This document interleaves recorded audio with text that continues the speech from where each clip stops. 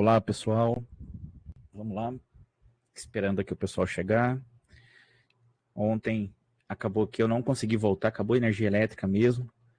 Hoje também tive uma mensagem aqui da Defesa Civil de alerta laranjado de chuva e tempestade e tudo mais. Mas vamos que vamos.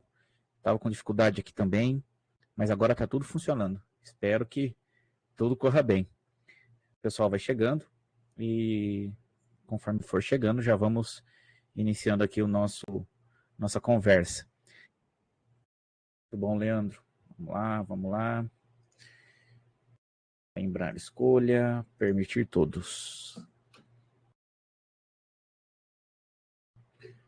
Vamos lá, o pessoal está chegando. Eu acabei adiantando. Boa tarde, Leandro. Boa noite, tudo bem? Tá me ouvindo bem?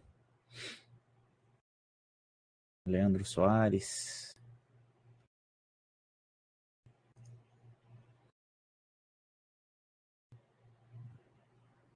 Oi, tudo bem, Leandro? Me ouve bem? Ótimo. Você fala de que cidade, Leandro? Sei que eu já devo ter te perguntado isso, mas...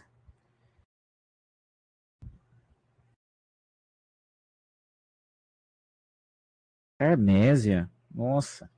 Deixa eu consultar aqui. Confesso que nunca ouvi falar. Vamos ver aqui. Prefeitura Municipal de Carmésia, Vale do Rio Doce. Uau, top demais. População total 2.600 habitantes. Que legal. Minas Gerais.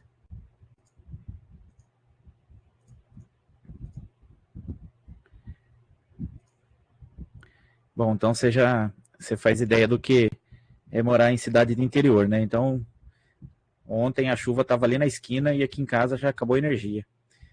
Eu moro num bairro que chama Colônia. Depois vocês pesquisam aí, São João del Rei, Colônia do Marçal. Ai, meu Deus. Vamos lá. Olha, eu vou te falar, Leandro, nunca foi tão importante essas mensagens aqui que o pessoal da Defesa Civil manda, sabe? Eles acertam em cima, rapaz. Vou te falar, viu? Defesa Civil, possibilidade de tempestade com possibilidade de vendaval e chuva forte. Proteja-se. Oh, que coisa, hein? Bom, vamos lá. Vamos lá. Leandro, você atua em que área da educação, da prefeitura?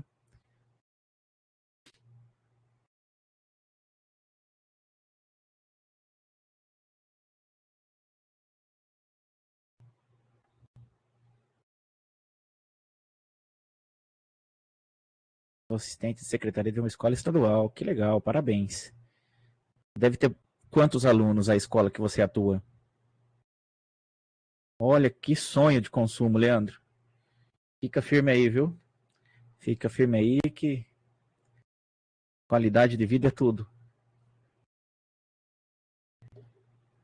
Você deve conhecer todos pelo nome, hein?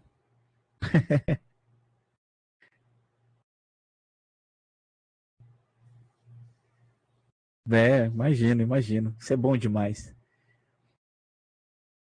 Então vamos lá.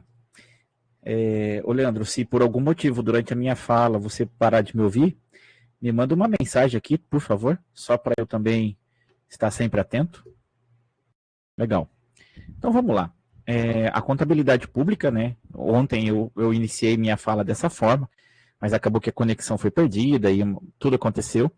Mas hoje nós estamos aqui já gravando, então se Deus quiser vai dar tudo certo. Esse material que eu estou disponibilizando aqui nessa aula de hoje, que eu estou utilizando, é o mesmo que vocês têm lá na unidade 2 da disciplina. Porém, eu coloco sempre alguns anexos aqui para dar uma colorida aqui na aula. Então, esse material também vou disponibilizar para vocês ali na plataforma, tá bom? Na unidade 2 e 3. Que eu creio que são as últimas aqui desse conteúdo. Então, a gente está é uma disciplina é um módulo bem tranquilo, apesar de ser um tema bem denso. Eu entendo que nós temos que trabalhar como se nós fôssemos usuário da informação, né, geradores ali de lançamentos contábeis pela escola, pelo município, etc. Mas e entender minimamente o que cada demonstração contábil vai me oferecer de informação uma hora que eu me deparar com ela na minha frente. Então, de repente, ali numa reunião da Superintendência Regional da Educação, ou numa reunião ali da Prefeitura, ou seja, onde que você tiver alocado. Se alguém falar algum nome de alguma demonstração contábil, você já vai lembrar qual é a finalidade. Lembrando, né, relembrando o que nós falamos nas aulas, deixa eu vir mais para trás aqui para não balançar a câmera. Lembrando que nós falamos ali nas aulas anteriores, que a contabilidade ela tem por finalidade registrar todos os atos e fatos de uma instituição, seja ela pública ou privada, e que no nosso caso ela é totalmente igual à contabilidade da área privada. O que diferencia, e isso diferencia radicalmente, é a finalidade da organização, né? Então, enquanto uma empresa ela tem por finalidade a geração de lucro, nós temos por finalidade financeira e econômica ali nas nossas demonstrações contábeis, obter o resultado de equilíbrio. Ou seja, nem ter lucro, nem ter prejuízo. E aí, falando já em linguagem da contabilidade pública, da nossa área, né? Eu não posso almejar que eu tenha, ao final do exercício, superávit ou déficit. Então, a minha preocupação como gestor dentro de uma unidade financeira na área pública é levar o Estado, o município, a União ao equilíbrio. Utilizar aquilo que se arrecada, e aí sim, né, dentro da eficiência, eficácia, a união das duas partes, que nós temos ali a efetividade do gasto, a eficiência e eficácia na arrecadação, né, cobrar o máximo possível que se pode e gastar da melhor forma possível o valor arrecadado, preencher. Eu tenho certeza que ali o Leandro deve trabalhar com N indicadores, né? Então toda hora você tem que fazer ali o censo escolar, você tem que estar alimentando o sistema, você tem que estar alimentando planilhas, e depois é gerado ali. Sim, então, e olha que você está com 85 alunos, né? Mas isso não difere, não difere. Então você tem que colocar número de docentes, número de sala, número de equipamentos. Salvo engano, eu não lembro nesse 2024, mas me parece até número de alimentos, né? Ou, perdão, de refeições fornecidas. Então, assim, é uma série é uma série de indicadores que nós alimentamos esse sistema para que o gestor possa, vamos falar assim, alimentado por esses indicadores que o Leandro, lá em Carmésia, alimenta, poder tomar as decisões. É óbvio que cá entre nós, né? Aqui por enquanto está só o Leandro, mas, perdão, o Luiz também está aqui com a gente. Seja bem-vindo aí, Luiz. Boa noite. E aí, por exemplo, quando eu estou ali alimentando o meu sistema e alguém toma uma decisão, e aí era o que eu ia falar, né? Entre nós aqui.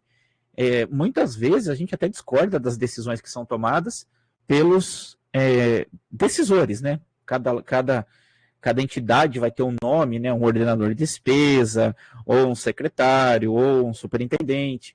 Então, por várias vezes, eu tenho certeza que vocês são profissionais nessa área, mas por várias vezes foram tomadas decisões que nós tivemos que executar, e muitas vezes a gente fala assim, pô, que absurdo, né?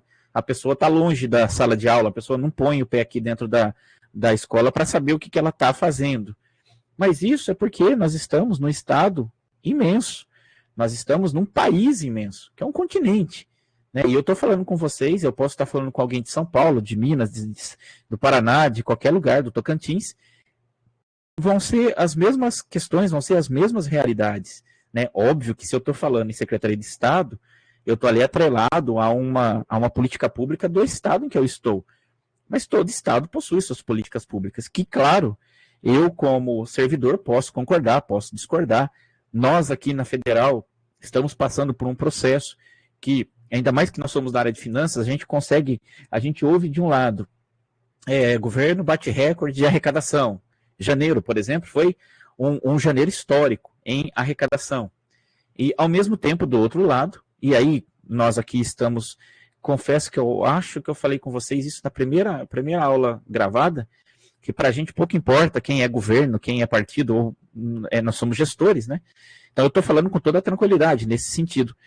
E aí a gente vê de um lado o superávit ou a arrecadação batendo recorde, e de outro, no caso da União, um corte orçamentário, né? Uma redução de gasto em educação, saúde, etc., que está aí afetando diretamente ali nas salas de aula. Começa segunda-feira agora as aulas da graduação aqui na nossa universidade, e diante desse cenário de redução orçamentária, a redução de funcionário terceirizado e tudo mais. Então, assim, por que eu estou falando isso? E não estou dizendo que sim ou que não, mas são os reflexos que a gestão financeira de uma determinada instituição, no nosso caso a União, gera aqui no chão de fábrica, né, aqui na ponta. Então, isso independe do nosso tamanho. Independe, por exemplo, de eu estar ali numa cidade pequena, como a de Carmésia, ou estar em Belo Horizonte, como o pessoal estava falando outro dia, Betim, Contagem. Então, assim, as realidades, o tamanho é diferente, mas as realidades são iguais. Nós estamos sempre sujeitos à tomada de decisão dos gestores, quando não somos nós que temos que decidir. E isso faz parte da nossa vida, e estamos aqui para isso, né? Então, a contabilidade pública, ela tem esse viés, ela tem uma preocupação orçamentária, ela tem uma preocupação patrimonial e ela tem uma preocupação financeira.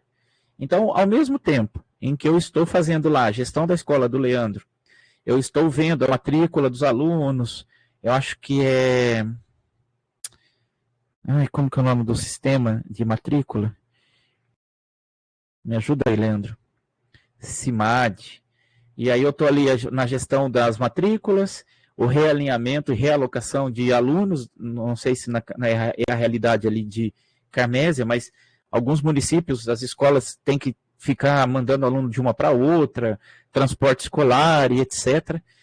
E dentro disso há toda uma logística e uma gestão em que eu faço pautado pelas informações da contabilidade pública. Olha só que legal, porque ali eu tenho o meu limite de gasto, eu tenho o meu limite de alimentação, eu tenho o meu limite de alunos por sala de aula, eu tenho o meu limite de assistente de secretaria, eu tenho o meu limite de secretários. Então, assim, todos esses limites, eles são pautados ali, assim, a grosso modo, claro, né, deixar isso bem claro, a grosso modo, eles são pautados por um volume de arrecadação que se almeja arrecadar e que se espera se gastar, né, principalmente no âmbito do Estado. Né? Então, assim, há uma preocupação com isso. E a contabilidade, nesse momento em que o Leandro está fazendo a gestão dessas matrículas, ele provavelmente, se já não fez, também está prestando conta de 2023, com os relatórios que foram encerrados, enviados para enviados ali para a superintendência. Então, está fechando relatórios. Pô, nós estamos em 1º de março. Alguém pode se assustar e falar assim, poxa, mas nós estamos em março? Fechando o relatório do ano passado? Sim, sim, estamos. É tão complexa essa gestão, é tão cheio de indicadores que acaba que é bem intenso para a gente fazer tudo isso concomitante. Então, ao mesmo tempo que eu estou fazendo o encerramento de 2023, eu estou fazendo a execução de 2024, com base naquilo que foi planejado na escola ali do professor Leandro, do Leandro, e já estou de olho no que vem em 2025. Já estou de olho, esse ano é um ano tenso para nós, todos nós servidores, é um ano tenso. A cada 2 anos a gente passa por essa tensão. Nós temos esse ano eleição municipal, prefeito e vereadores, o que vai refletir diretamente ali no nosso trabalho, mesmo nós que somos do Estado e da União. Há sempre uma influência política partidária no nosso trabalho. Ainda que nós, da União e do Estado, conseguimos ficar um pouco distante. Mas quando tem a eleição federal e a estadual, é uma complexidade muito grande. Então, nós estamos sempre olhando para o futuro. Então, olha que legal. Eu estou aqui falando com vocês, eu não sei, tirando aqui o Leandro e o Luiz, que estão me ouvindo ao vivo, eu não sei quando os demais vão me ouvir, mas eu faço 3 coisas ao mesmo tempo. Então, eu faço a prestação de contas do que foi ano passado, perdão, gente, a chuva. Eu faço a prestação de contas do exercício fechado, faço a execução desse ano e já vou me preocupando ali com os lançamentos para o próximo exercício. Então, tudo isso ao mesmo tempo, né? Isso é maravilhoso. E o pessoal acha que a gente está aqui no serviço público só para cumprir tabela. Bom, a contabilidade pública, absurdo. Eu entendo que após a pandemia, a sociedade valorizou um pouco mais o nosso trabalho. Eu creio que sim, mas ainda assim está aquém do que de fato deveria. Isso é um discurso batido, é uma coisa que a gente sempre vai falar, nós que somos servidores, porque nós temos, eu acho que eu falei isso com a moça essa semana, nós somos 99,9% de pessoas competentes, mas esse 0,01 todo mundo generaliza, né? Mas na hora que precisa do serviço público, vai lá e pronto. É sempre assim, se você fizer ou acontecer alguma coisa no seu dia, que você ali, não no seu caso, mas alguém atenda de forma mal, que está errado, claro, mas que desfaça de alguém, enfim, isso não se deve. Isso vai ser notícia, isso vai ser parâmetro, isso vai ser divulgado. Hoje com a internet, acabou de falar aqui, já está ali na internet, né? Mas se você fizer o seu trabalho e fizer com competência e demonstrar ali um carinho por isso, vão falar assim, você está fazendo a tua obrigação, né? Então isso é bem complexo para nós e eu fico muito chateado quando alguém fala de nós. Então a gente tem que se defender sim. Eu confesso para vocês que óbvio que no serviço público, eu venho do serviço público municipal, fui para o serviço público federal que eu estou, é óbvio que a gente se depara ao longo do caminho com pessoas que você sabe que... Mas eu sempre falo nas minhas aulas e principalmente nas minhas palestras, por que no serviço público é mais evidente? Porque nós aparecemos. O serviço é público. Você é um homem de frente, você é uma mulher de frente. Então você está ali para atender o público, as pessoas chegam ao seu departamento, os alunos entram dentro de uma sala de aula, há o fornecimento de merenda, há o fornecimento de giz, há tudo isso acontecendo. Né? E as pessoas estão muito próximas vendo o que nós fazemos. E aí, quando acontece uma situação dessa, de desídia, fica bem mais evidente. Ah, mas então quer dizer que na área privada não acontece? Claro que acontece. Não sei vocês, mas eu também atuei alguns anos antes. Eu brinco que eu comecei com 3 anos, né? Eu atuei antes na área privada e óbvio que lá dentro também tinha desídia, tinha a política muito forte e etc. Mas qual é a diferença? A diferença é que primeiro que lá é recurso privado. E segundo, ninguém entra lá dentro, ficou legal, né? Ninguém entra na empresa e olha, deixa eu ver como é que tá a empresa aqui, olha lá o guarda sem fazer nada, olha o empilhadeirista parado, olha não sei o que, gastando tempo, olhando o celular. Então nós que estamos no serviço público somos vitrine. Então a gente sempre tem que zelar por isso. Não significa que na área privada também não aconteça. Né? Então faço aqui o meu desabafo com vocês. E a contabilidade pública, ela abrange ao tamanho dela. Ela tem que abranger essa minha conversa com vocês. Por isso que, para mim, eu sempre pergunto, olha, você atua em que área tal? Mais ou menos para eu conduzir de alguma forma. Mas a contabilidade pública, ela é uma linguagem universal. Tanto para o Poder Executivo Federal, para o Poder Legislativo Federal, no caso bicamaral, né? Bicamaral, que eu tenho lá o Senado e a Assembleia, formando ali o Congresso. Eu tenho o Poder Judiciário Federal, eu tenho o Poder Executivo Estadual, formado, obviamente, pelo governador, seus secretários, e todos ali, o pessoal do Executivo. Tenho o Poder Legislativo Estadual, né, com os seus deputados estaduais e etc. Eu tenho o Poder Judiciário Estadual, muito bem. Lá no município, eu tenho Poder Executivo Municipal, prefeito, óbvio, e eu tenho o Poder Legislativo Municipal, ali os vereadores e etc. Eu não tenho, obviamente, o Poder Judiciário ali no âmbito municipal. Eu tenho dentro do município, mas sim, o que está atuando ali o judiciário no sentido do estadual ou até do federal, né? Mas eu não tenho um Poder Judiciário Municipal. Muito bem. Então a contabilidade pública ela tem que abranger todos esses caras. Ela tem que abranger todos os órgãos. Ela tem que abranger todas as empresas públicas que são dependentes de recursos do governo. Então, a contabilidade pública ela tem que ser um guarda-chuva muito grande para abranger todos esses caras. E ela funciona. Ela é uma ciência perfeita. Nós é que somos errados. Então, vamos dar uma olhadinha aqui no que nós temos. A contabilidade pública, na aula anterior, ela tem um plano de contas que é obrigatório para todos nós, seja na onde você estiver. Érica, boa noite, tudo bem? Seja bem-vinda mais uma vez.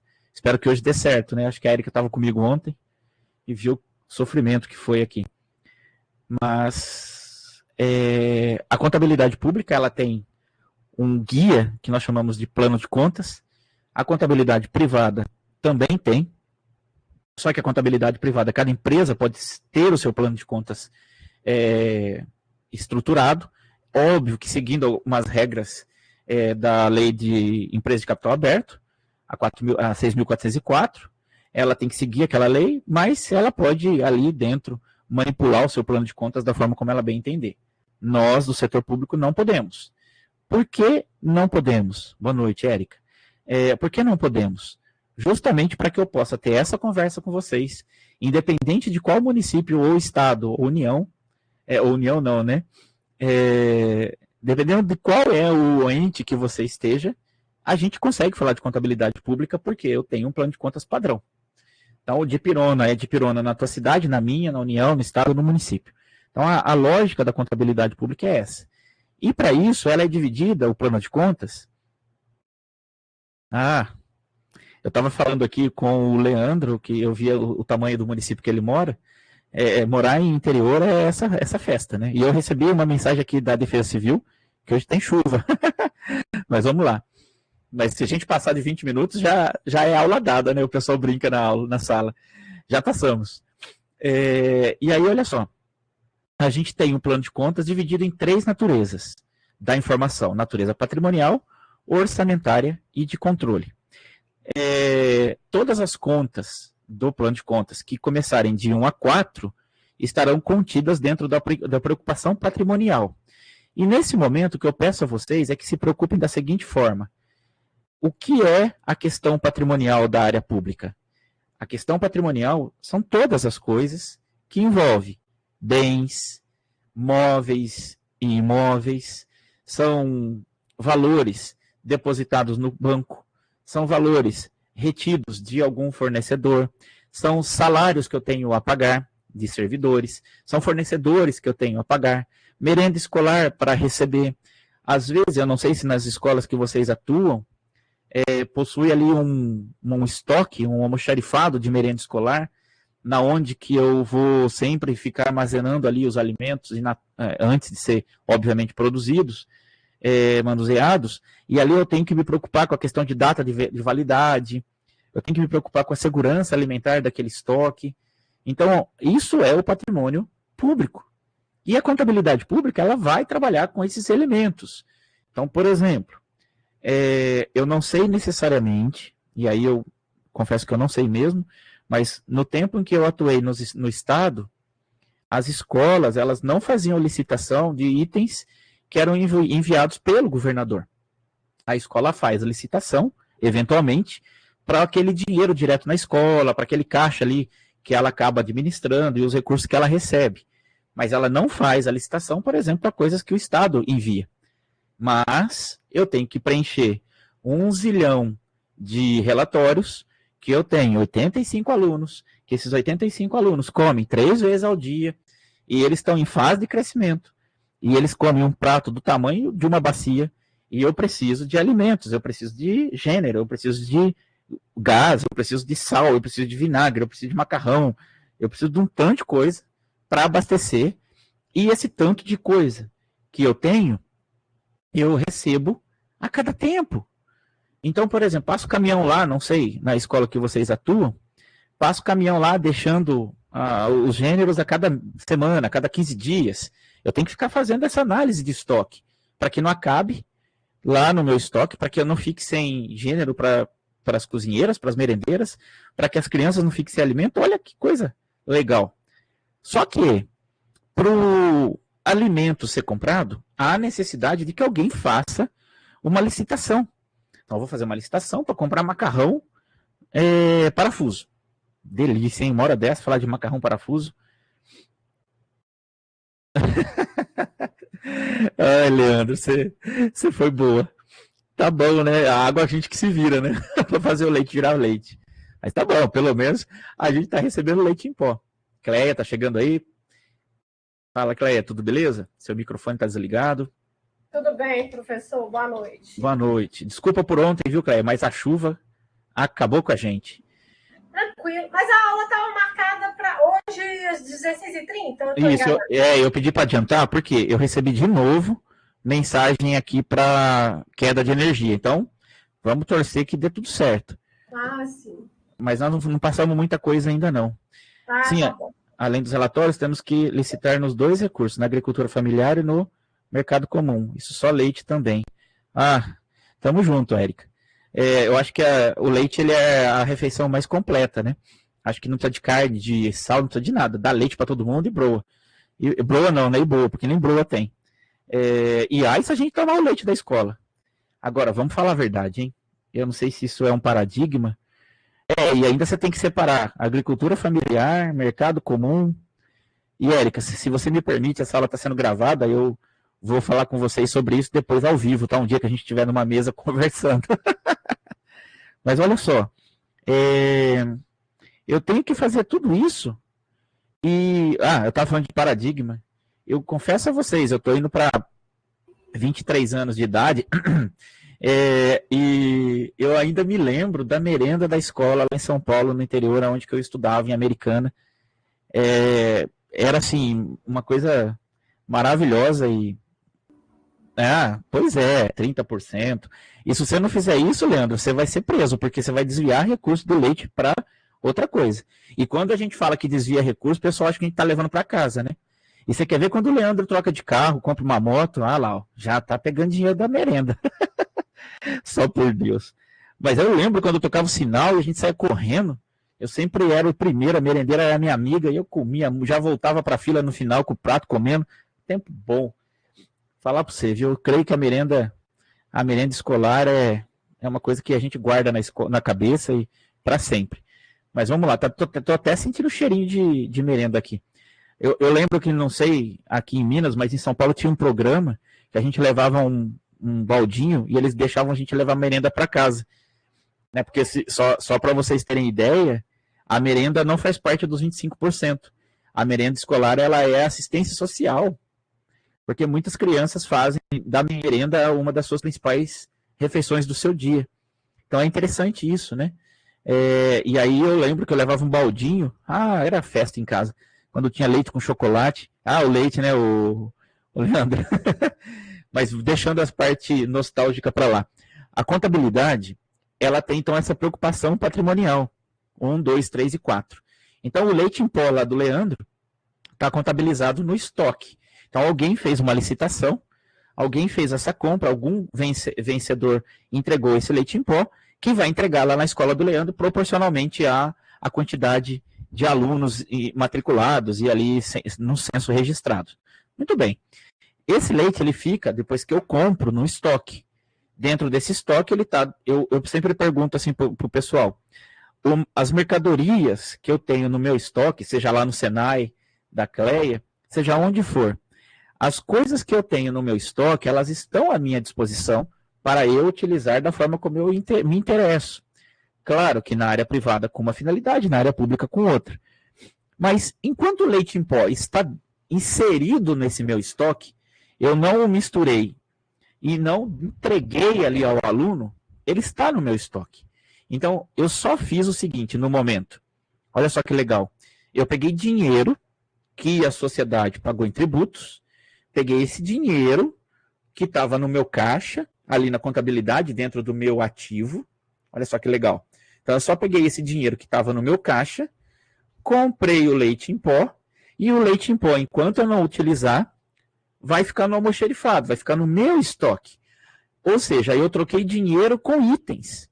Esse item que ainda não foi consumido, ele é um bem que eu tenho. E esse bem eu posso utilizar da forma como eu quiser. Claro que no caso do leite em pó, vou servir aos alunos.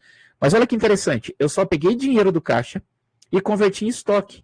Ou seja, o meu patrimônio não diminuiu dentro da minha gestão escolar. Eu peguei R$10 em dinheiro e tenho agora R$10 em leite em pó. Então, se eu fizer a contabilidade agora do meu patrimônio, ele não se diminuiu. Ele fez um fenômeno que nós chamamos em contabilidade. Ele apenas modificou a sua liquidez, apesar do leite em pó. Bom, o leite em pó não é líquido, mas ele mudou a sua liquidez. Eu tinha dinheiro que virou... Sim, eu tinha dinheiro que virou leite. Agora, se eu tivesse numa empresa privada, qual seria a finalidade do meu estoque? Essa é a pergunta que difere a gente aqui. Se eu tivesse numa empresa privada, eu estivesse, por exemplo, no restaurante, e eu tivesse leite em pó ali nele, o objetivo do meu estoque era um só, gerar receita, ser vendido. Ou ali na alimentação, ou de algum jeito, mas eu tinha preocupação com o meu estoque ser vendido. Olha nós da área pública. A única preocupação que eu tenho com o meu estoque de leite é atender a sociedade por meio da merenda escolar ali, do leite em pó virar leite líquido. Então, a finalidade do estoque da área pública é diferente da área privada. Então, vocês concordam comigo que a partir do momento que o leite em pó virou leite, e eu entreguei esse leite ao menino ali para ele se consumir na escola, aquela hora acontece um segundo fenômeno contábil. Aquela hora eu deixo de ter o meu ativo, eu deixo de ter o meu bem leite, e naquela hora eu passo a ter uma variação patrimonial diminutiva. Ou seja, eu tinha R$10 em leite em pó, o menino tomou esses R$10, que saiu do meu caixa, foi para o meu estoque. Agora, está saindo do meu estoque e está indo para despesa. Custo de mercadoria vendida, que no nosso caso não é CMV, né? Porque eu não estou vendendo, eu estou atendendo a uma demanda social. Então, no ato em que o menino pegou o copo de leite e tomou, meu patrimônio público diminui. E nós, da área pública, temos uma grande preocupação. Esse consumo de patrimônio, ele tem que ser sempre observado da seguinte forma: todo dinheiro que diminuir o meu patrimônio, imediatamente do outro lado tem que ser aumentado. No caso do leite em pó, ele é um bem de consumo, né? É um estoque que vai ser consumido. Mas lembra do exemplo que eu dei semana passada, ou essa semana, que a gente falou sobre o ônibus escolar? O ônibus escolar, se eu vendê-lo, ele gera uma receita de capital, e essa receita de capital, que é uma grana que entra no meu caixa, ela tem que obrigatoriamente ser comprada o quê? Vocês lembram o que eu falei? Tem que ser comprada novamente um patrimônio. Outro patrimônio. No caso No caso da educação, é mais grave ainda. Se o ônibus escolar for vendido, ou como a gente combinou, né, alienado, ele tem que voltar para a escola. Então eu tenho que comprar um computador para as escolas. Não necessariamente para aquela escola que o ônibus estava, mas para a educação. Na saúde, a mesma coisa. Se eu vender uma ambulância, a grana obtida com essa alienação tem que ser revertida para a saúde. Outras áreas, não. Outras áreas, olha só que legal que eu vou falar. Outras áreas eu também posso fazer as alienações e o dinheiro pode ser utilizado em qualquer coisa, desde que essa coisa seja item de capital. Percebe? Então, se isso eu seguir a regra, se eu seguir essa regra que todo o meu patrimônio, quando for alienado, retorne em patrimônio, o que eu estou preservando? E é nesse ponto que eu preciso bater com vocês. Se tudo que eu tenho no meu patrimônio, então eu tenho um ônibus, R$1.000, quando eu comprei, hoje ele vale 500. Eu vendo esse ônibus, pego 500 e compro um computador, o que isso vai fazer com o meu patrimônio? Sempre ele será o mesmo. Eu nunca vou ter o quê? Diminuição do meu patrimônio público. Então, essa é uma regra de ouro entre nós. E a contabilidade pública é o vigilante disso. Opa, peraí. Patrimônio diminuiu. Pois não, Cleia, pode falar. Professor, me explica só o seguinte. Claro. No caso do leilão, quando existem esses leilões do Estado, vamos supor, não sei em quanto que está contabilizado um notebook, por exemplo, no patrimônio lá, quando foi comprado, suponhamos que seja R$2.500 esse bem, um notebook. Quando ele se dá com o bem inservível, a regra que foi utilizada nos leilões que houve esse ano de 2023 na rede pública de ensino, da Secretaria de Educação do Estado de Minas, foi que cada item fosse leiloado por um valor inicial de R$1. Uhum. Poderia ter sido arrematado lá por bem acima do valor que valiam os itens. Mas como não tinha ninguém... R$1. Então, a guia do DARF lá que foi foi recolhida foi de R$2, porque o sistema do governo não aceitava uma guia menor que R$2. Então, nós colocamos R$2,05 para recolher essa guia. Esse valor entra no cofre público nessa questão aí de patrimoniável. Sim. Você... Essa balança. Vamos lá. Você tocou numa das questões que eu tenho aluno no doutorado na área de ciências contábeis que não faz as mesmas perguntas.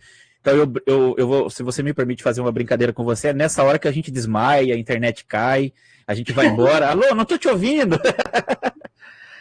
Mas você sabe que... Não, só de curiosidade. Não, mas essa curiosidade é tensa. A tua mensalidade esse mês vai vir um pouquinho mais alta por causa dessa pergunta, né? Que ela requer um pouco mais. Mas eu falo com o Zema, então. Deixa comigo. Mas a sua pergunta é muito inteligente, olha só. Na contabilidade, Leandro, você está vendo o que a gente se mete? Na contabilidade, a gente tem um negócio que chama valor histórico de registro. Então, eu comprei um notebook. Esse notebook eu comprei por R$2.500. Então, a minha pergunta que eu faço, e aí eu estou no estado. Se eu tivesse numa loja de informática e eu comprasse um notebook, eu ia fazer a seguinte pergunta para você. Esse notebook tem qual finalidade? Pode ser duas. Por que pode ser duas? Pode ser que eu, sendo uma loja de eletrônico, de informática, vá fazer o que com esse notebook? Vender. Ele vai, então, nesse caso, o notebook, pela tua finalidade de ser um objeto de venda, eu vou classificar na contabilidade em estoque. Mas esse notebook que eu comprei para minha loja, não, eu não vou vender, eu vou usar para trabalhar. Eu quero ele para fazer os meus trabalhos, etc. Ele vai para uma coisa que nós chamamos imobilizado, ativo imobilizado. Que ele não tem finalidade de quê? Ser vendido. Mas ele tem uma finalidade que eu não abro mão. Esse notebook que eu comprei para minha empresa tem a finalidade de me ajudar a gerar receita. Veja como é diferente. Se o notebook fosse para venda, estoque. Ele em si é o objeto que eu quero ter lucro. Mas se o notebook vai ser utilizado na minha empresa, ele tem a finalidade de me gerar receita, que obviamente, pelo meu trabalho, pelas minhas divulgações em redes sociais, por meio desse notebook eu vou ter receitas que serão geradas e lá na frente vamos ter lucro. Espera só um pouquinho aí. Você vai piorar a minha vida. Olha só, dentro dessa concepção, indo para a área pública, eu não tenho intenção do meu notebook fazer ele ser vendido como estoque. Mas esse notebook que você comprou por R$1, eu comprei por R$2.500 há X anos, deixar isso bem claro, foi comprado há X anos, e ao longo desses X anos eu utilizei esse computador para prestação de serviço ao público. Beleza. Se eu pegasse a contabilidade, Zema, me mostra aí na sua contabilidade por quanto está contabilizado esse notebook agora em dezembro de 2023. O Zema ia pegar um relatório e ia me mostrar e ele ia estar contabilizado por R$2.500. Olha que doideira, Cleia. Então, um computador de 5 anos atrás, que eu paguei R$2.500 lá atrás, hoje ele estaria contabilizado por R$2.500. Só que do ladinho dele, assim, ó, ia ter uma conta na contabilidade chamada depreciação. E essa depreciação é o desgaste desse bem, desse computador, ao longo dos exercícios em que eu utilizei ele. A depreciação tem outras finalidades, mas entre nós aqui vamos deixar desse jeito. A depreciação desse computador, em dezembro de 2023, então olha só que legal. Eu tenho um notebook de R$2.500 registrado na contabilidade. Do ladinho dele, eu tenho uma depreciação desse notebook de quanto? R$2.500. Então, olha só, se eu voltar nessa tela aqui e olhar ali no meu patrimônio, qual está sendo a influência desse notebook em dezembro de 2023 no meu patrimônio público? Zero. Porque comprei ele por R$2.500, depreciei ele R$2.500, valor no meu patrimônio, zero. Portanto, se eu vendê-lo por R$1, eu não estou diminuindo o meu patrimônio. Tudo bem? Então, essa é a sua pergunta, só que tem mais uma parte dela, e aí já vou deixar você falar.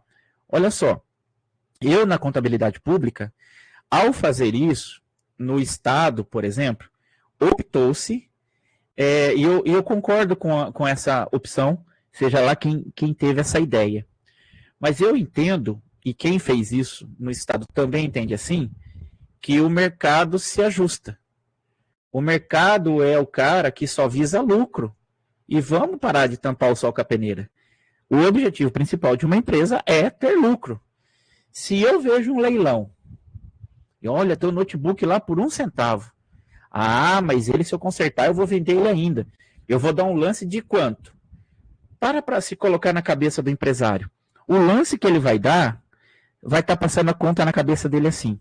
É um lance que eu vou pagar nesse bendito notebook, que ainda vou gastar uma manutenção nele, trocar peça, blá, blá, e ainda vou conseguir vender, e ainda vou ter lucro. Então, o Estado, ao fazer esse lance de 1 centavo, pensou o seguinte, gente, nós temos 1 milhão de coisa quebrada aqui no Estado que não serve para mais nada. Nós temos coisa para todo lado. Se nós for fazer, e o certo seria pegar um parecista, um parecerista, uma pessoa que entenda dessa questão, avaliar computador por computador e falar assim, esse computador tem que ser vendido a R$47, porque esse é o preço residual dele na contabilidade. Mas o Estado, em vez de fazer isso, fala assim, eu vou gastar, olha só como que é, há uma inteligência nisso. Eu vou gastar mais pagando para esse parecerista fazer a avaliação de 1 milhão de itens do que deixar 1 centavo e o mercado que se vire. Ora, se eu vender esse computador por 1 centavo é porque ele não valia nada mesmo. Ainda assim, a Cleia, ao comprar um computador por R$2, conseguiu extrair dele uma subutilização para sua vida pessoal, que com certeza, eu não tenho medo de falar isso, o Estado não estava conseguindo mais. O Estado chegou num ponto que falou assim, esse notebook aqui está mais caro da manutenção nele, porque ele já chegou no limite de memória e etc., do que a gente vender ele a preço de banana. E aí eu tiro ele do meu patrimônio, não dou impacto patrimonial e consigo pegar uma graninha. Vai que uma empresa arremate esse notebook por R$50. Essa foi a ideia que o Estado teve. Pois não, Creia? Se for difícil assim, eu vou fazer que eu não estou te ouvindo. Aqui, não, professor. A segunda pergunta que eu ia fazer, se eu já me respondeu. Amo isso. É a respeito da depreciação, se o Estado considera. Porque todo bem, né? Todo bem, seja ele veículo, né? Tudo que tem no Estado, essas viaturas, ônibus escolar, eles têm um tempo de vida útil e é considerável. Se eu ia fazer justamente a pergunta, a segunda resposta que o senhor deu a respeito da depreciação. E onerando no decorrer dos anos para que ele chegasse num valor irrisório devido à vida útil, já que não atende mais a demanda do Estado. Sim, e assim, se você me permite uma observação, e aí a Érica está dizendo que está certo, esclarecido, beleza, obrigado, Érica. E ela fez parte da comissão de alienação ano passado e achei interessante, porém é uma pena. Eu concordo com você, Érica. É triste você ver coisas que de repente poderiam estar sendo utilizadas serem vendidas a um valor insignificante. Mas é nessa hora que tem que ser igual a Cleia. Ir lá e comprar. Eu falei para vocês, eu não sei se você estava aqui essa semana, eu acho que a Cleia já foi lá ver. Mas a Receita Federal está fazendo leilão de lanche, iate, jet ski, coisa assim, R$540 mil, coisa super em conta. Então, acho que vale a pena dar uma olhada lá, valor insignificante, viu, Cleia? Às vezes é possível. Não, aqui em São João não tem mar, não tem nada, tem nem lagoa. O que tem aqui é cachoeira. Não vai dar para fazer nada. Tem aí como que chama o lugar do rocambole? Lagoa Dourada, é verdade. Mas Lagoa Dourada não tem lagoa, é fake. Mas o rocambole é bom. O rocambole é bom demais. O rocambole vale a pena gastar 200 quilômetros. Mas, professor, devido à dificuldade, dentro do contexto, não tenha, que o Estado não tenha recurso nem a escola, mas assim, pelo tempo que eu passei pela escola, é um trabalho muito moroso. Onde você tem que dedicar muito, você tem que achar até um profissional de boa índole para executar o trabalho para você. Porque ele é um trabalho de muita riqueza de detalhes, onde você tem que estar alinhado para que aquele processo seja coerente, coeso, da forma mais transparente possível. Concordo. O Estado disponibiliza o dinheiro, mas gastar o recurso em tempo hábil e dentro das normativas que são estabelecidas se torna um tanto difícil. Se me permite uma fala, Cleia, duas falas, na verdade. A primeira, que quando eu tinha 3 anos que eu comecei na área privada, eu trabalhei em Americana, numa cidade no interior de São Paulo, a cidade, na minha opinião, mais bonita. Eu acho que só perde para, deixa eu ver aqui o nome dela, para eu não errar. Deixa eu ver aqui, Carmésia. Mas a Americana tinha uma indústria e devido à abertura do mercado internacional, acabou que a empresa fechou, né, faliu. Mas dentro dessa empresa era uma fábrica de fio de poliéster, que faz camisa, guarda-chuva, etc. Eu trabalhava numa área de logística, na área de expedição, e tinha o cara que comprava resíduo, empresa privada. E o cara comprava resíduo e, obviamente, que ele trabalhava esse resíduo de alguma forma, de forma genial. Até aí não há problema algum nessa minha fala. Só que olhando o cara carregar, ele arrumou até uma empilhadeira para carregar mais rápido, porque você imagina o tamanho de uma indústria, né? E aí esse cara com a empilhadeira pegava as caixas de resíduo e punha dentro do... Eu não vou saber falar o nome, é uma caçamba de uma carreta que ela é móvel. Então o cara chegava com a carreta, tirava a caçamba, punha ali e ia embora. Depois que a caçamba estava cheia, vinha e pegava. E ele socava o pau pondo o resíduo dentro dessa caçamba, para depois ele vir buscar, pesava na balança e etc. Um dia esse cara levantou a caixa de papelão cheia de resíduo têxtil, só que ele não esperava, o fundo dela abriu. Só que ao abrir o fundo, caíram 6 a 10 rocas boas de fio de poliéster de dentro da indústria. Então, ali parou a produção, parou tudo, foi chamado todas as seguranças e etc. E identificou-se que havia um furto.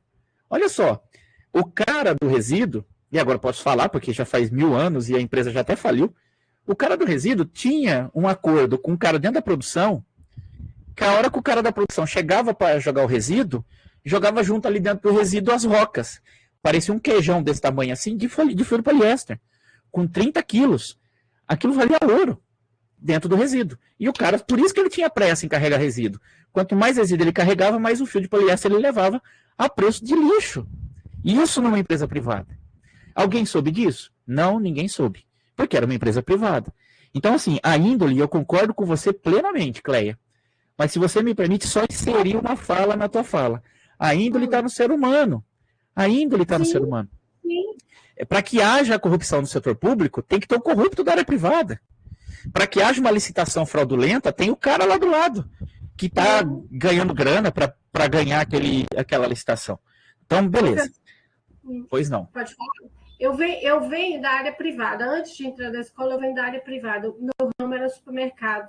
Meu marido era o dono do supermercado e a gente recebia mercadorias tipo Ambev. Chegava com o caminhão lotado lá, trocentos itens, uma carga de 28 mil reais para descarregar. Nós tivemos caso de roubar vários fardos, em comum com quem estava recebendo, com a pessoa motorista do caminhão. Então, essa realidade aí, infelizmente, ela é uma realidade gritante. Sim, sim. Na minha concepção, enquanto ser humano, porque a índole é uma coisa que tem que partir de dentro da gente. É o melhor que a gente...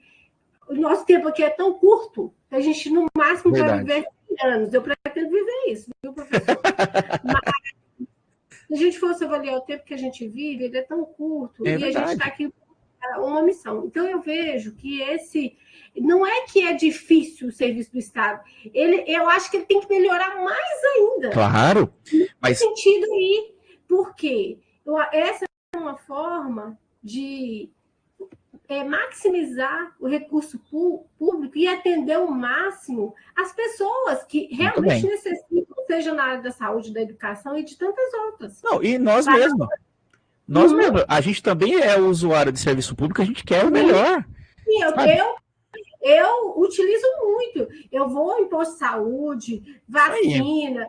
Eu tenho plano de saúde, mas eu frequento a rede pública. Vacina, meu menino é broncasmático. Aqui a Prefeitura de Belo Horizonte ela disponibiliza vacina para como é que chama? Pneumonia, para crianças que são bronco. Você vê? E eu utilizo desse serviço. Não, tá A certo. prefeitura dá de graça. Então, assim, não é de graça. Não Então, é de graça, desculpa.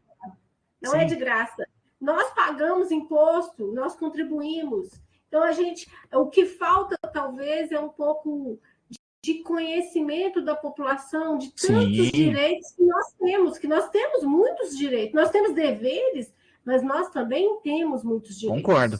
A segunda coisa que eu ia inserir na tua fala, e assim, quase que você chegou lá, né, nessa sua fala, é que o que é urgente no nosso trabalho, né? Então, eu brinco, né, e eu tenho receio, assim, vocês podem perceber que eu sou todo certinho aqui, né, mas é porque está sendo gravado, mas vocês me conhecerem na minha aula ao vivo, a gente fala umas coisas aqui que não pode, mas aqui também não posso. Olha só, a gente tem, que é urgente na nossa vida, enquanto servidores.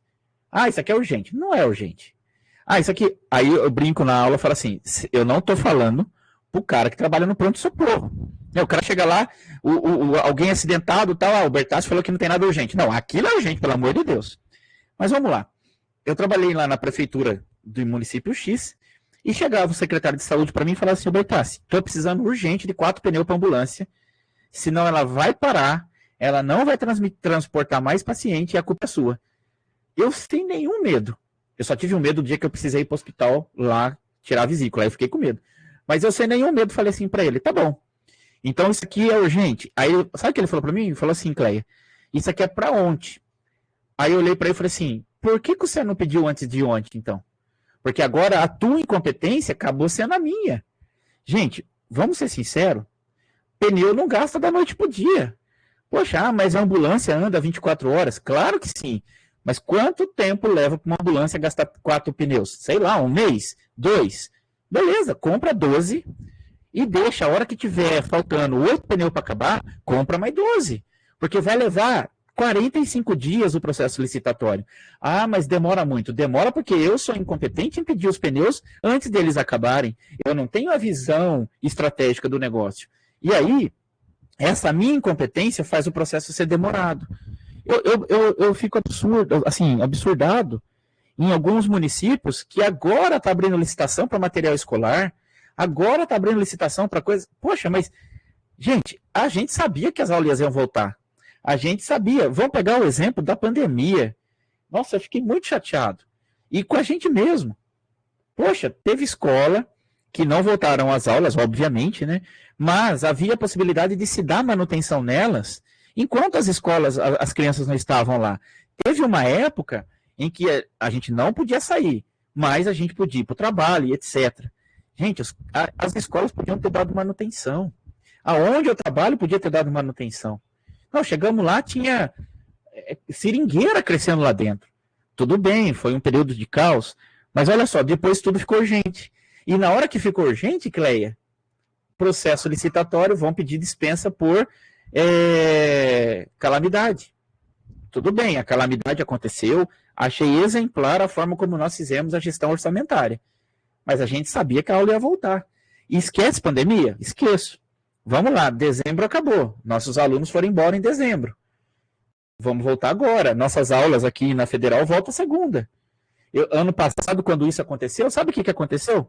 Durante todo o período de férias, uma construtora precisava fazer o elevador para acessibilidade, na onde eu trabalho, não fez durante as férias.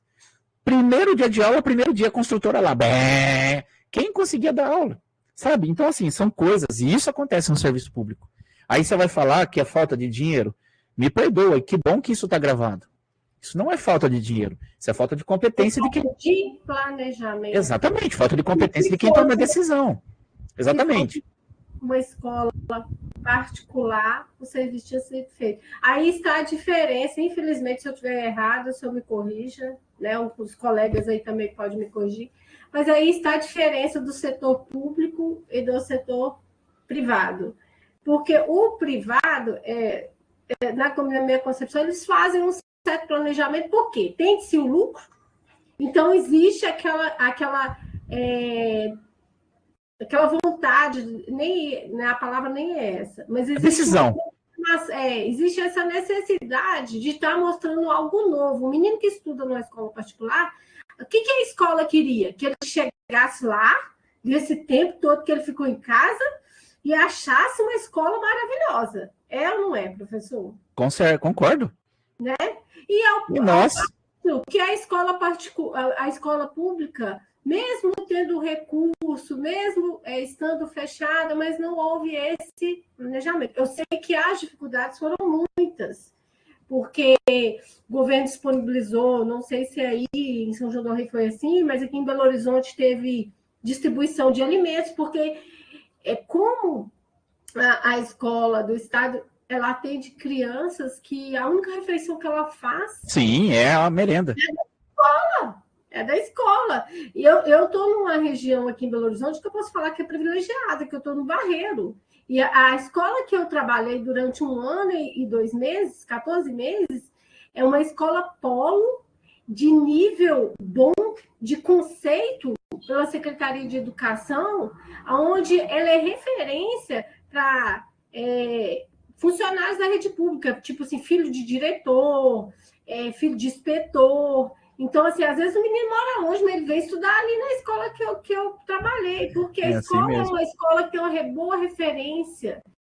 Existe uma preocupação muito grande, mas existem lá também alunos que a única refeição que eles... Quantas vezes eu cuidava da parte de compras de merenda, da parte de organização de estoque, desse controle da vigilância sanitária, da parte do nutricionista, de seguir o cardápio, da quantidade quantitativa de ofertar para o aluno. Então, assim, quantas vezes eu passei no corredor e eles me chamavam de tia e falavam assim, ó, tia, não, essa comida não tá boa, não faz coisa doce não, porque é a única comida que eu como se a senhora fizer merenda doce. É verdade. Eu vou mostrar hoje, né? Então é uma realidade, social. Sim, a gente está nesse meio. Coração, que eu estava ali para fazer um serviço, mas eu tinha que seguir o cardápio da nutricionista, né? Então é uma situação complicada. Mas que bom, é o que a Érica falou, eu vou usar as palavras dela. Tudo que nós estamos falando é verdade, mas se a gente parar para analisar, seja quem foi que teve essa ideia, mas há uma ideia de trazer essa discussão para servidores públicos numa questão bem aberta. Ninguém chegou em mim, quando eu estava preparando as disciplinas, e falou assim, olha, você tem que falar assim, olha, você tem que falar assim. Então há uma liberdade de discussão. Eu ainda vejo uma luz no fim do túnel, que eu concordo com a Érica. É justamente esse curso que nós estamos. Agora, quantos servidores poderiam estar aqui com a gente, fazendo esse curso? Também tem essa pergunta. Para nós, há um custo fixo que independe se está só a Cleia aqui, o Leandro, a Érica, o Luiz que estava aqui, ou se tivesse 2.000 alunos. Então, assim, olha só a oportunidade também que o Estado fornece aos servidores para que se amplie. E olha só que legal, de forma bem transparente. Eu estou trazendo coisas aqui para vocês que amanhã ou depois vocês podem usar contra o próprio gestor que está hoje no governo. E ninguém me falou, olha, você não fala disso. Esse é o país que eu quero. E não estou defendendo ninguém, não, nem sei quem é o cara, mas isso é um primeiro passo, de repente, no que a gente está falando aqui, Cleia. Que bom que a Érica falou isso, e eu concordo com ela também. E vamos lá. E aí, dentro dessa questão patrimonial, que a Cleia fez essa pergunta do notebook, eu tenho as questões orçamentárias, que aqui embaixo, eu não sei se parece para vocês, uma bolinha vermelha. Aparece aí para vocês na tela? Isso. Então, para mim, aparece só uma mãozinha. Então, olha só, aqui nessa natureza orçamentária, eu tenho 5 e 6. O 5 e 6 é a licitação que eu vou fazer da merenda escolar. São as dotações que eu tenho que ter no meu orçamento. São os recursos orçamentários para pagamento de combustível, para compra de gênero, para compra de giz, para compra de retroprojetor. Ali na escola eu tenho uma previsão de gasto. E essa previsão, a contabilidade vai contabilizar no 5 e 6. Tudo bem? E depois as 7 e 8, elas estão relacionadas aos gastos, por exemplo, da folha de pagamento, estão relacionadas aos gastos da saúde, da educação, que eu vou pegar o exemplo do município, que é comum a todos. Eu tenho lá o município de Moeda, que tinha um amigo nosso aqui de Moeda outro dia.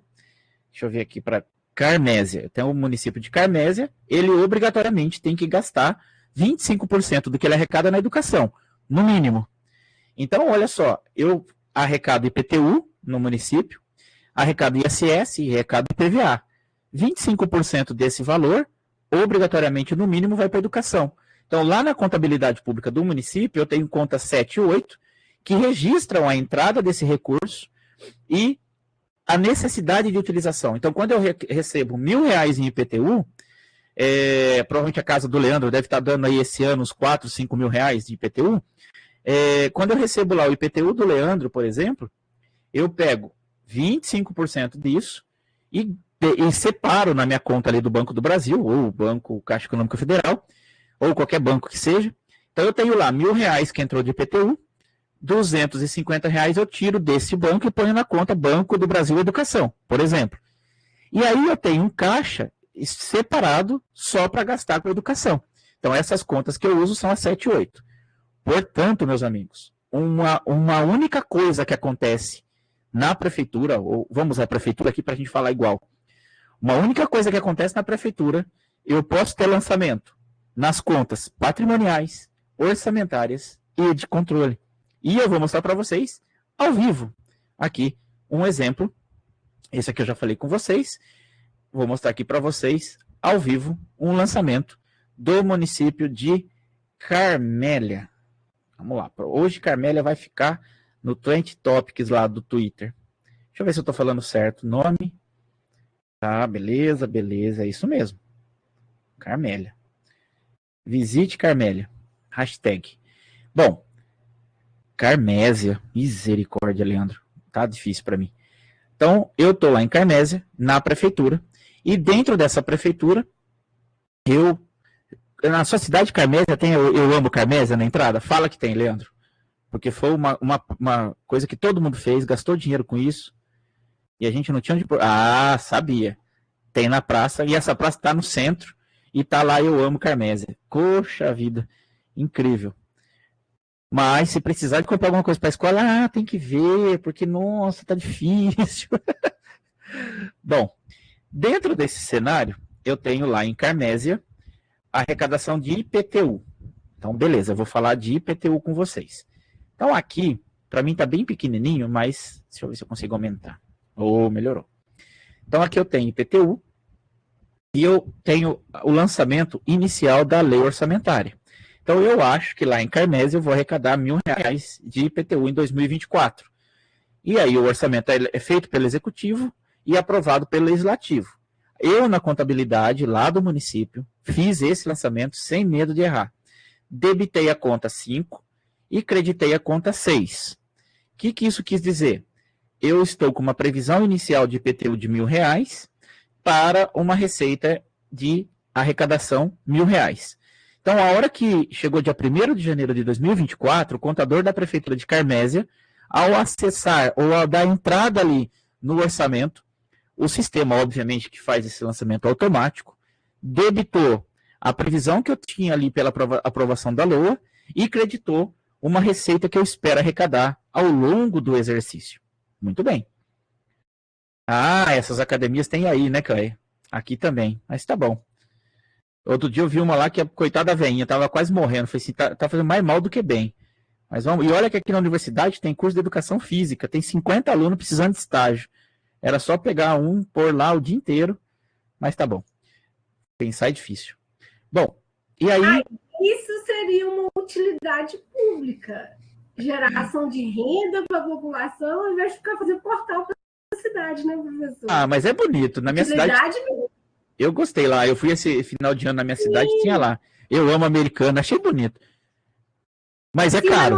Mas é caro. Não é caro. Criar a academia e não criar o suporte para ela, porque toda atividade física precisa de um suporte. E existe profissional no mercado. Precisando. Mas nós estamos falando da Suíça, né? A gente não está falando do Brasil, pode ter certeza. E aí, no caso do IPTU, quando eu coloco R$1.000 ali das receitas, eu também tenho que criar a expectativa de gasto de R$1.000. Então, do lado da despesa orçamentária, tá? Por enquanto é só orçamento, eu vou debitar R$1.000 para a dotação orçamentária e creditar disponibilidade de crédito R$1.000. Então, aqui é o momento em que o orçamento foi aberto, a contabilidade pública fez o lançamento, já posso arrecadar e, após a arrecadação, já posso efetuar o gasto. Foi nessa hora aqui que se criaram as dotações. Olha que mágica. Sabe aquela dotação que você sempre ouve alguém falar? Ah, precisa abrir uma dotação. Ou a dotação existe, mas está sem saldo. Então, essas questões acontecem nessa hora aqui, quando se abre a dotação orçamentária. Uma vez que isso foi feito, eu sento e fico esperando lá o Leandro ir pagar o seu IPTU, bonitinho na prefeitura. E aí, na hora que eu estou esperando, eu já fui lá na contabilidade e falei assim, faz de conta, né, que do R$1.000, o Leandro deve R$300 de IPTU. Muito bem. A hora que eu vou lá na contabilidade, dia 1º de janeiro, eu já sei que o Leandro, que mora em Carmésia, que tem um imóvel no centro, na rua tal, endereço tal, deve para a prefeitura R$300. Olha só que interessante. Então, eu achava que ia receber R$1.000. É lógico que tem muito mais gente lá e que vão pagar outros IPTUs. Mas dentro desse R$1.000, eu tenho 300 que é do Leandro. Desculpa, viu, Leandro, usar você de exemplo. Mas vamos lá, eu tenho R$300 que é do Leandro. E aí, eu lá na empresa privada, quando faço uma venda, eu emito uma nota fiscal e o meu cliente lá na minha empresa fala assim, Bertassi, eu vou te pagar daqui 30 dias. Aí eu falo, beleza, daqui 30 dias você me paga. Eu, na contabilidade da minha empresa, vou ter uma receita de vendas e uma duplicatas a receber do lado de cá. Eu passei a ter direito desse fornecedor, desse cliente, de receber dele o valor que eu vendi. Na contabilidade pública, a mesma coisa. A partir do dia 1º de janeiro, ocorreu o fato gerador do IPTU da casa do Leandro. E a partir desse momento, ele tem que pagar para a prefeitura R$300. Eu vou lá na prefeitura, na contabilidade, faço assim. Contabilidade, agora você tem direito a receber de R$300 do Leandro e gerou uma receita de R$300 aqui para nós. Olha que legal. Então, eu não vou gerar receita só quando o Leandro fizer o pagamento. O meu direito de receber a receita já está acontecendo no dia 1º de janeiro. Por isso que depois lá na frente, se o Leandro, ou eu, ou a Cleia, ou a Érica não fazemos o pagamento, para onde eles nos levam? Nos levam para um negócio chamado dívida ativa. Por quê? A dívida ativa vai ser duplicatas a receber a longo prazo. Porque eu já sei que o Bertassi não vai pagar o IPTU esse ano, que já passou no inteiro, ele não me pagou, virou 2025, aquele trezentão que ele ia me pagar foi para a dívida ativa, agora é um IPTU a receber de longo prazo. Então, isso a qualquer momento ali na contabilidade, você consegue saber quanto você tem para receber esse ano e quanto que você tem para receber de anos anteriores. E aí, para piorar a história e deixar a Cleia mais nervosa, tem prefeito que fala assim, eu preciso de arrecadação. Precisamos aumentar essa receita, coisa está feia. Preciso colocar, eu amo Belo Horizonte, preciso de dinheiro. O que nós vamos fazer? Olha quanta gente deve na dívida ativa. Meu Deus do céu. Vamos fazer o seguinte? Vamos dar desconto para esses caras. Ó, você está devendo para a gente aqui, mas se você vir aqui negociar a sua dívida, eu vou te dar 100% de desconto de juros, multa, e ainda vou te parcelar o que você deve. Meu Deus do céu. Eu, que não sou bobo nem nada, vou lá para deixar minhas coisas em ordem, parcelo o meu IPTU que eu estou devendo, pago um pouquinho por mês, em X anos. O prefeitão arrecada o que ele precisava e eu tenho agora uma dívida negociada com a prefeitura, portanto, não estou mais inscrito em devedores. Porém, meus amigos, olha que maldade que eu estou fazendo. Quando eu faço isso, tem lá o Joãozinho, que olhou e falou assim, eu pago IPTU todo ano certinho.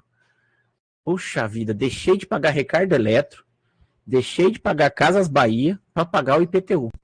Mas olha o que o prefeito fez. Foi lá e deu anistia para todo mundo que estava devendo e ainda parcelou. Eu vou pagar nada. Eu vou deixar atrasar, porque daqui a um tempo vão fazer de novo e eu vou lá e pago quando der. E aí, quando eu faço isso, eu estou beneficiando o mal pagador. Então, isso não aumenta a minha arrecadação. Isso apenas troca. Eu pago o que está atrasado em detrimento do que é novo. Porém, numa cidade qualquer do interior de São Paulo, que a gente trabalhava, o prefeitão teve a mesma ideia, e aí nós falamos assim, tá, prefeito, pode fazer sim, não há problema algum, claro que há, né? Mas vamos fazer diferente. Quando o Joãozinho vier negociar aqui na prefeitura para ele pagar o IPTU que está atrasado, o senhor pode dar o desconto para ele sim, mas obriga ele que esse desconto só se permanecerá ativo enquanto ele também honrar com os pagamentos do exercício atual. Nossa, aí a arrecadação aumentou. Eu não gerava novas dívida ativa, recebia do passado, claro que com benefício que eu não concordei, mas ainda assim trouxe dinheiro para arrecadação e não aumentei a minha dívida ativa. É só pensar. Claro que o cara não foi reeleito, mas politicamente, estrategicamente, eu tive o gestor na época teve uma ideia de gênio e conseguiu fazer o recebimento da dívida ativa. E só para um número para vocês saberem, é em torno de 40% a inadimplência do IPTU. Então eu lanço mais ou menos 100 mil reais de carnê e recebo 60. Então há uma dificuldade nisso, né? Então a duplicatas a receber nossa é tensa. E outra, né? Eu não consigo ir aí em Belo Horizonte fazer recebimento de IPTU para São João del Rei. Então cada um paga no teu município onde que tem o teu imóvel, né? Registrado certinho ali. Mas muito bem. Passou o tempo e o Joãozinho foi lá e pagou o IPTU dele R$260. Muito bem. Esse R$260 eu vou tirar agora de duplicatas a receber, que estava com 300. Olha aqui, ó. Eu não tinha 300 de duplicatas a receber. O Joãozinho foi lá e pagou 260 em março. Então agora eu tinha 300, recebi 260, tenho de duplicatas a receber aqui R$40. Que eu não sei quem está me devendo. Mas eu acho que esses caras vão me dar os canos. E joguei joguei 260 no meu caixa. Atenção, atenção. Desse 260 que entrou no meu caixa agora, 25% dele tem que ir para onde? Para educação. 15% dele tem que ir para saúde. Então, em que momento que a educação vai ter a parte dela da arrecadação? No momento em que há o pagamento. Porque a Constituição Federal fala claramente, e a LDB confirma isso. O município deve gastar com a educação, no mínimo, 25% do que? Arrecadar. Beleza? Então, não é do que eu planejo arrecadar. Então, não adianta eu pegar a LOA da minha cidade, Carmésia, e ver lá, olha, a receita para 2024 está prevista em 1 milhão. 250 mil obrigatoriamente vai para a educação. Não é assim. A minha receita, claro que eu, como contador, fazia desta forma. O que eu fazia? Qual é a previsão de receita para 2024? 1 milhão? Dotações para a educação. No mínimo, estava lá 250 mil. É claro, porque eu espero que a receita aconteça, e ela acontecendo, eu não vou ter correria na educação de chegar outubro, novembro, dezembro, ter que gastar em qualquer coisa só para atingir os 25%. Então, eu já levava mês a mês. A estratégia da educação é essa. Então, por isso, que eu gostaria que vocês não me interpretassem de forma equivocada, eu não sei se ainda há o resíduo do Fundeb para os professores municipais. Se eu não pago o salário correto ali, digno para os professores, de acordo com um padrão nacional, o final do exercício vai sobrar um resíduo. E esse resíduo tem que dividir para os professores, que eles chamam de 14º. Eu, Bertassi, sou totalmente contrário a esse resíduo, mas calma, deixa eu falar. Tomara que não acabe a força agora. Eu entendo que eu tenho que fazer uma gestão equilibrada. E ao longo do exercício, eu tenho que já pagar o salário para os professores, de forma que eu vá chegar lá no final sem resíduo. E eu não vá precisar fazer distribuição a toque de caixa. Desta forma, eu motivo muito mais o trabalhador, eu tenho professores muito mais valorizados, e assim por diante. Então, quando eu tenho que me valer disso, é porque, por favor, não me entenda mal. Eu não estou dizendo um ano ou outro. Claro, tem algumas coisas atípicas que acontecem às vezes, em um finzinho de ano, que eu recebo um pouco mais do que estava planejado, vou ter que ter resíduo, beleza. Mas se eu não tive nada atípico, nenhuma atipicidade, é normal que eu tenha um planejamento, né? O 13º salário foi inventado em que ano? 1950, 1954? Foi agora. Então não é possível. Que eu estou começando março hoje, que eu vou chegar lá em dezembro e falar assim, não tem dinheiro para pagar 13º. Pô, é brincadeira. Sabe, nós não estamos mais nesse tempo. Vamos ter que emprestar dinheiro para pagar 13º. Não pode, é crime. Por que é crime? Vamos lá, se vocês estão lembrando. Eu posso fazer empréstimo na área pública? Claro que eu posso. Mas como é que chama empréstimo na área pública? Operação de crédito. Beleza? Beleza. Operação de crédito da área pública é uma receita corrente de capital? Eu já falei com vocês. É uma receita de capital. Peraí, Bertassi. Se é uma receita de capital, o empréstimo, ele só pode ser feito, portanto, para uma despesa de capital. Eu não posso pegar dinheiro emprestado para pagar salário. Eu posso fazer um empréstimo com algum órgão, sei lá, tendo autorização da Secretaria do Tesouro Nacional e do Poder Legislativo Local. Eu posso fazer um empréstimo para construir uma escola. Eu posso fazer um empréstimo para fazer uma rodovia. Mas não posso fazer empréstimo para pagar 13º. Isso é absurdo. E é um absurdo atrasar 13º. Todo mundo sabe que dezembro vai ter. Aonde que foi o 13º? Foi a gestão que foi errada. Tudo bem? Então, me desculpa aqui o desabafo, mas eu sou da área de finanças e eu não admito. Por exemplo, agora em março, vamos ser sinceros? Minimamente, sem medo de errar, eu já tinha que ter no Banco do Brasil, conta número tal, 12avos de uma folha de pagamento guardada, para quando chegar lá o 13º eu já ter essa grana. Olha só que bonitinho. Eu já tinha que ter uma conta no Banco do Brasil separadinha, 13º para 2024. Quanto eu tinha que estar lá? 2 12avos. Ou mais. Eu faria diferente. Como que eu fazia? Pegava minha arrecadação, mês a mês. Quanto que janeiro é do ano todo? 10%. Quanto que fevereiro é do ano todo? Mais 10%. Porque existe uma sazonalidade, você concorda? Existe uma sazonalidade na arrecadação. Ela não é dividida por 12 igualzinha. Tem IPVA que eu recebo num período, não recebo em outro. Tem IPTU que eu recebo, depois não recebo. Então tem meses que eu arrecado muito. O que o Bertassi fazia? Pegava o valor da folha, dividia por 12. 1 12avos. E 1 12avos está dando 100 mil. Mas a arrecadação de janeiro e fevereiro são as maiores. Eu não vou guardar 100 mil, eu vou guardar 120 mil. Porque dessa forma eu estou acompanhando a sazonalidade da arrecadação e na hora que chegar os meses em que minha arrecadação cai, eu estou tranquilo. Porque minha proporcionalidade de 13º está guardadinha. E vou dar um passo à frente com vocês, sem medo de errar. O que eu fazia dia 30 de junho? Bom, então eu estava lá com o prefeitão, e o prefeitão querendo fazer obra, querendo fazer um monte de coisa.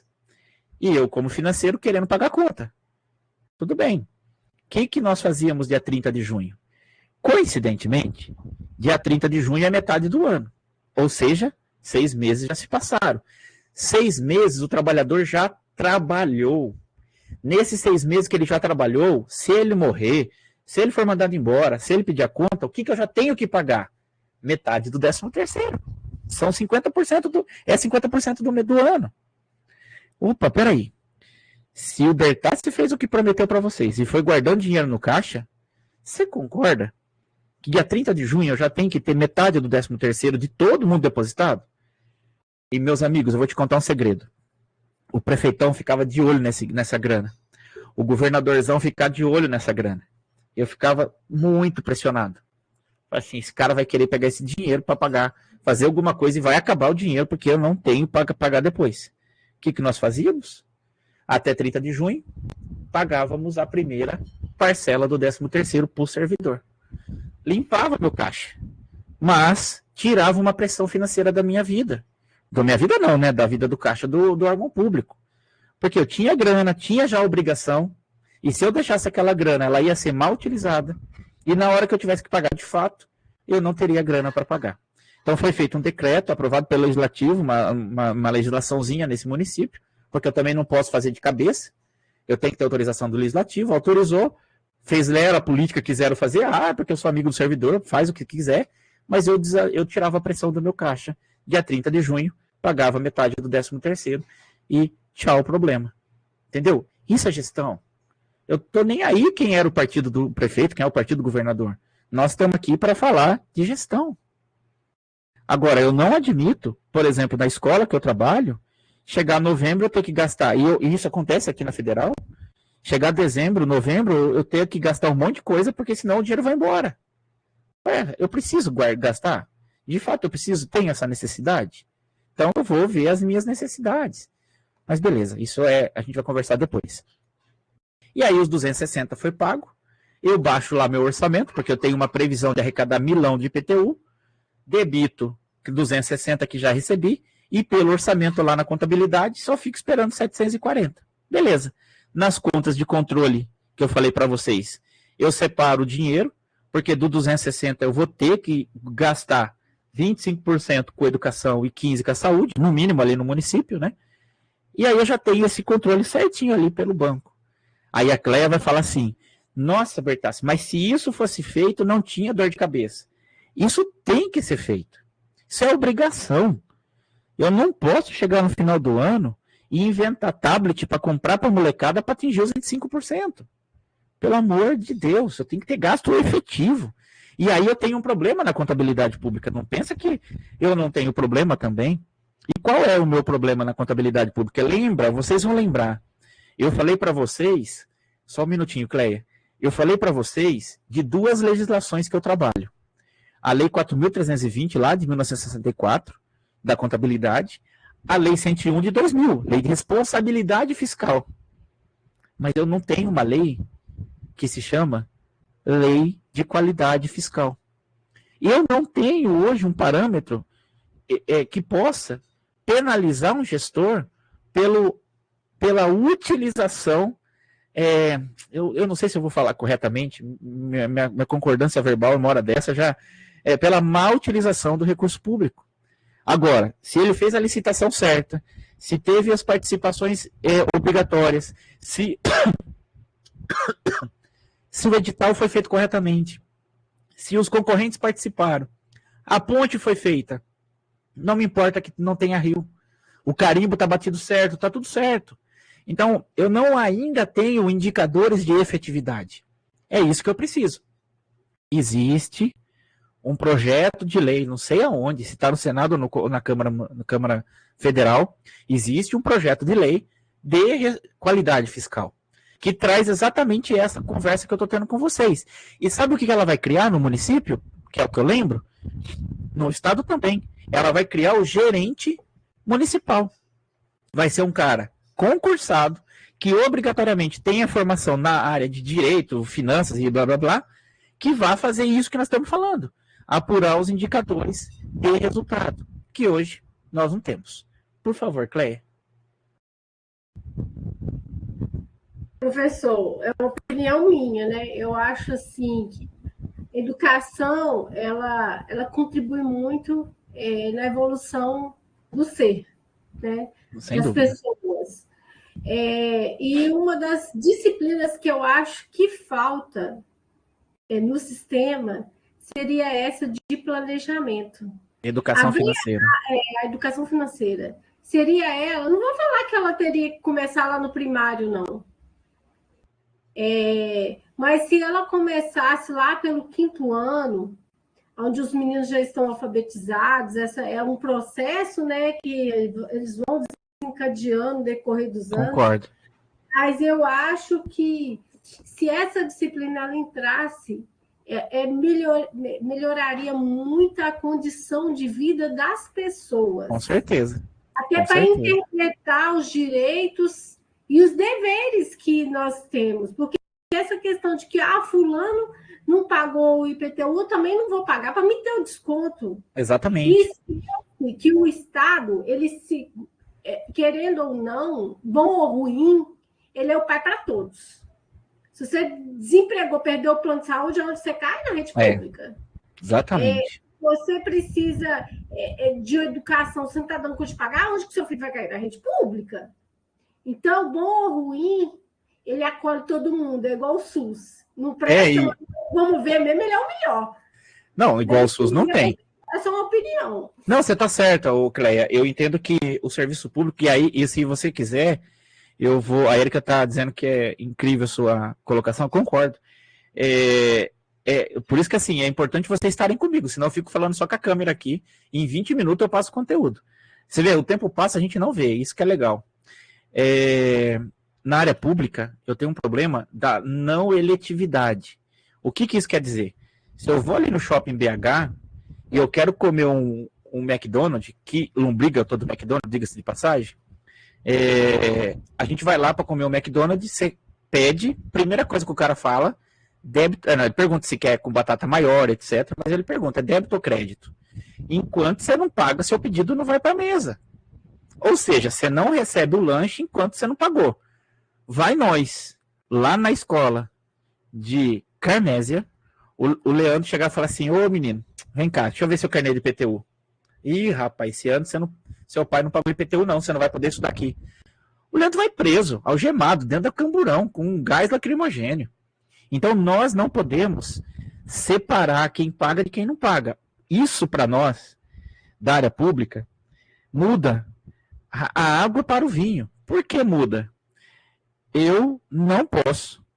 Eu tenho a certeza, quando uma criança nasce, que ela vai ser despesa para mim. Mas eu não tenho a mesma certeza que essa criança um dia vai ser receita. Então, a sonegação, o baixo pagamento, blá, blá, não há uma conexão entre o serviço público e o pagar. Eu estava dentro de uma sala do hospital com o secretário de saúde e chegou uma família, e eu não entendo que eles estejam errados, quero deixar isso gravado, eles estavam certos, e ele falou assim, eu preciso da prótese para o meu filho. O menino tinha caído de moto e precisava de uma prótese que na época custava 17 mil reais. Isso há anos atrás. Muito bem. E falando de que precisava da prótese, ele pegou o carnê de IPTU dele, jogou na mesa e falou assim, porque meu IPTU está pago em dia. E olha só a situação. Ele nem precisava ter falado isso para ele ter a exigência. Mas ao falar isso, eu peguei o carnê de IPTU e fui somar. Dava 111 reais. E a prótese custava 17 mil. Graças a Deus depois deu certo a prótese para o filho dele e com mérito. Mas não há uma conexão entre o serviço público prestado e o que eu pago de tributo. Faz uma conta do SUS. Vê quanto é para eu ter um posto de saúde 24 horas ou um médico lá, divide pelo número de atendentes, a Unimed nunca vai conseguir fazer isso. Nenhuma escola particular vai conseguir fazer o que o Leandro faz lá em Carmésia. Sabe por quê? Muitas delas nem têm interesse financeiro e econômico. Se não é escola estadual, ninguém vai para lá. Aí todo mundo vai ficar analfabeto? Pois não, Cleia? E sem contar uma questão que eu acho que é uma... Sem brigar comigo, hein, Cleia? Não é brigando, não. É só acrescentando na fala do senhor, a questão de brilho que a pessoa tem de estar fazendo aquele serviço, às vezes sendo xingado, sendo insultado, apanhando, mas está ali para servir, ganhando pouco, que paga pouco, mas fazendo o melhor que ela pode dentro do pouco recurso que ela tem. Eu acho isso assim humanamente digno demais da profissão, do legado que aquela pessoa assumiu diante da sociedade. Ela representa de alguma forma o que o Estado tenta fazer. Sim. Com pouco que tem, com pouco recurso. Gente, no Covid, minha mãe caiu numa UPA. E o que o pessoal fazia lá dentro para mim, junto com ela, eu vou falar com vocês, sem ter nada. Às vezes, o colchãozinho que ela estava deitada estava tão ruim que o cara arrumou umas caixas de papelão para colocar no fundo, para não ficar afundando as molinhas. Assim, de uma boa vontade, de um coração fora do sério. Então, assim, isso são nós, pessoas, mérito de ser humano, diante do pouco recurso que o Estado disponibiliza. Não e assim, esses são heróis. Herói não é esse bando de gente, tá gravado, eu não tô nem aí. Herói não é esse bando de gente que fica dentro de uma casa e de uma vez por semana tira um deles. O herói. Para com isso. Heróis são pessoas que muitas vezes não usam capa, que nem fala, né? E estão aí dando a sua vida no SAMU. Você vê essas ambulâncias do SAMU, meu Deus do céu. Os caras voam com elas num trânsito que você fala, como pode? Para chegar num lugar que não sabe quem está lá, se é alguém. Mas, enfim, eu preciso terminar aqui que a sala vai fechar. Só falta mais um pouquinho. E aí, dentro dessa concepção, a gente vai para a unidade 3. Muito bem. Vai dar 90 minutos, não sei se para vocês aparece, mas para mim aparece aqui. Falta 20 segundos. Isso. Então aí eu tenho que parar. Aí semana que vem, 1h30 sem parar, hein? Isso é só a gente mesmo. Nós somos demais. Vocês são demais. Aí semana que vem eu volto com vocês, eu prometo avisá-los antes. Essa aula vai ficar disponível gravada para vocês da unidade 2. E aí a gente volta e finaliza com a unidade 3, ok? Vários alunos pediram prorrogação das tarefas, da data da tarefa dessa disciplina e da disciplina anterior. Eu não sei se um de vocês está nessa situação, mas elas foram prorrogadas, tá? Então é isso. Bom final de semana para vocês. Cleia, parabéns pela intervenção. Érica, Leandro, muito legal ter vocês aqui. Falo demais, né, professor? De forma alguma. Eu vou usar uma frase pronta, mas eu gosto muito dela. Eu posso discordar do que você fala, mas eu sempre vou querer ouvir o que você vai ter para falar. Porque é assim que a gente cresce. E até agora eu não discordei de nada, não. Olha só, nós estamos bem. Nós estamos falando a mesma coisa. É importante essa visão e esse dinamismo. Eu acho que nesse grupo nosso aqui a gente está mostrando, né? Que a gente consegue ser diferenciado e a gente quer o melhor para o nosso país, para a sociedade. Muito bom, gente. A gente se vê na semana que vem. Bom feriado. Bom final de semana para vocês. E se Deus quiser, estamos aí semana que vem. Eu aviso vocês, tá bom? Um abraço, pessoal. Até lá. Boa noite, Érica. Um abraço. Boa noite, Leandro. Abraço. Cleia, até mais. Até mais para os demais que estão nos vendo depois. A gente se vê por aí.